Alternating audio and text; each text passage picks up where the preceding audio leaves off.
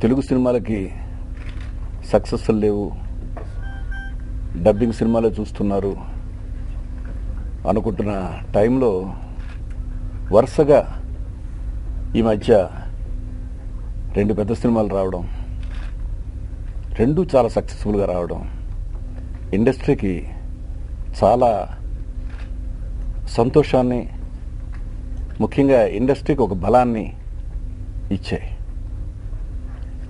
ముఖ్యంగా ఇవాళ చూసిన ఓసరవెల్లి టెక్నికల్ ఎక్సలెన్సీతో తీసిన సినిమా. నాకు సినిమా చూస్తుంటే ఫస్ట్ హాఫ్లో ప్రతి సీను డైరెక్టరు దాన్ని చాలా సీన్ ఇంట్రెస్ట్ క్రియేట్ చేస్తూ, ప్రతిదీ సీన్ ఇంట్రెస్టే. ఇన్ని సీన్స్ ఇంట్రెస్టింగ్గా క్రియేట్ చేయడం అనేది చాలా కష్టం. అలాంటి సీన్ ఇంట్రెస్ట్ని క్రియేట్ చేస్తూ సెకండ్ హాఫ్లో అసలు ఒరిజినల్ సబ్జెక్ట్ వచ్చాడు.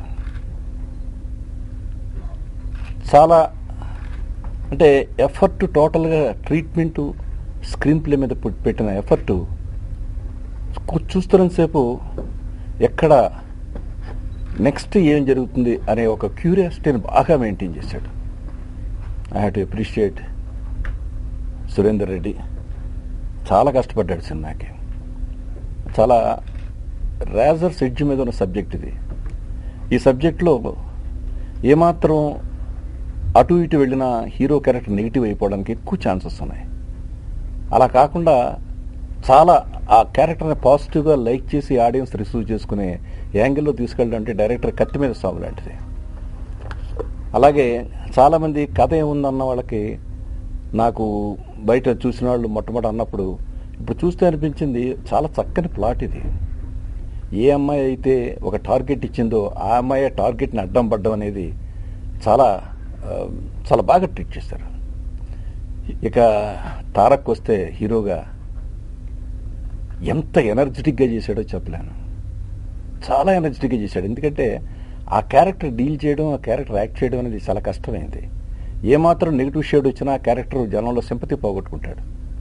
అలా కాకుండా సింపతిని తెచ్చుకుంటూ ఆ అమ్మాయితో ఉన్నప్పుడల్లా ప్లెజెంట్గా ఉంటూ టార్గెట్ని మైండ్లో పెట్టుకుని చాలా అద్భుతంగా చేశాడు. ఎంతో ఈజీతో చేశాడు. ప్రతి ఎక్స్ప్రెషను చాలా మెచ్యూర్డ్గా చేశాడు. అలాగే ఈ సినిమాకి కథ మన వంశీ, నా శిష్యుడు, ఫస్ట్ హాఫ్ కథ ఏముందనుకుంటే సెకండ్ హాఫ్లో ఉన్న కథ అంతా, సెకండ్ హాఫ్ నిజం చెప్పాలంటే సెకండ్ హాఫ్లోనే కథ ఉంది. సబ్జెక్టుకి సంబంధించి బరువంతా హీరో తారక్ మీద పెట్టాడు డైరెక్టర్.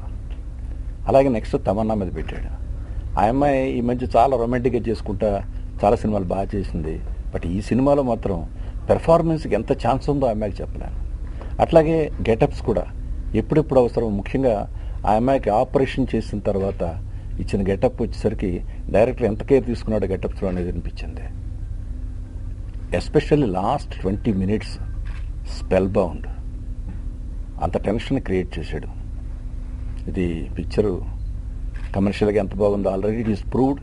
ఇవాళ దాని గురించి ఎంత ప్రూవ్ అయింది అనేది నేను చెప్పాల్సిన అవసరం లేదు. బట్ ఇండస్ట్రీకి మాత్రం చాలా హెల్తీ పిక్చర్స్ 2 రిలీజ్ అయ్యి అద్భుతంగా ఉన్నాయి. నాకు చాలా సంతోషంగా ఉంది. నేను మా ప్రసాద్ని, అలాగే దేవి ప్రసాద్ మ్యూజిక్, బ్యాక్గ్రౌండ్ స్కోర్ చాలా బాగా చేశాడు. పాటలు అయితే నాకు 3 పాటలు బాగా నచ్చాయి. అందరూ సెపరేట్గా కామెడీ కాకుండా సబ్జెక్ట్లోనే కామెడీని ఇన్వాల్వ్ చేస్తూ ఈ కామెడియన్స్ని డాన్స్గా చూపిస్తూ చాలా బాగా చేశారు. నిజంగా this picture deserves for the success. A success వచ్చిందో ఆ సక్సెస్కి రియల్లీ ఇట్ డిజర్వ్స్. నేను మనస్ఫూర్తిగా ప్రొడ్యూసర్ని, డైరెక్టర్ని, మా జూనియర్ని ఎన్టీఆర్, ఎందుకంటే ఎన్టీఆర్ అని అనలేను, ఎందుకంటే పెద్ద ఆయన్ని ఎప్పుడు పేరుతో పిలవలేదు నేను. కాబట్టి మా తారక్ని, అందరినీ వన్స్ అగైన్ మనస్ఫూర్తిగా వాళ్ళందరినీ అభినందిస్తున్నాను. Thank you.